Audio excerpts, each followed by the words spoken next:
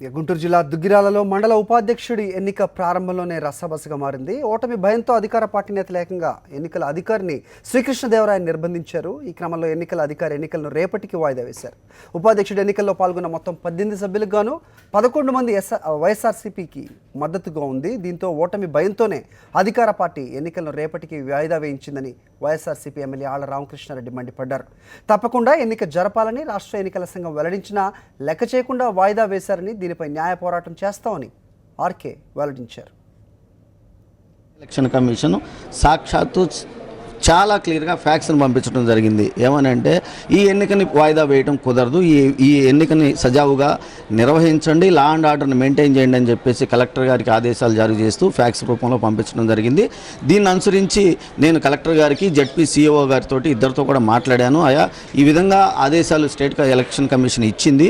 మీరు ఇప్పటికైనా సరే, మరి ఇప్పటికీ 2 గంటల సమయం దాటిపోయింది, పరిస్థితులు చేయి దాటే ప్రమాదం పొంచి ఉంది కాబట్టి మీరు నిష్పక్షపాతంగా కోరం వచ్చింది కాబట్టి మీరు ఎన్నిక నిర్వహించమని చెప్పేసి నేను కోరాను. చూద్దాం, ఇంతవరకు కూడా ఎవరు రాలేదు. ఒకవేళ వాళ్ళు కనుక ఈ రోజున రాష్ట్ర ఎన్నికల అధికారి మరి ఎన్నికను జరిపించండి అంటూ ఇచ్చిన ఉత్తర్వుల్ని బేఖాతరు చేస్తూ మేము ఎన్నికల్లో జరపము, రాష్ట్ర ఎలక్షన్ కమిషన్ కూడా మేము లెక్క చేయము అన్న చందాన కనుక ఎలక్షన్ని ఈ రోజున నిర్వహించకపోతే తక్షణం మేము న్యాయస్థానాన్ని ఆశ్రయించడానికి కూడా మేము సన్నాహాలు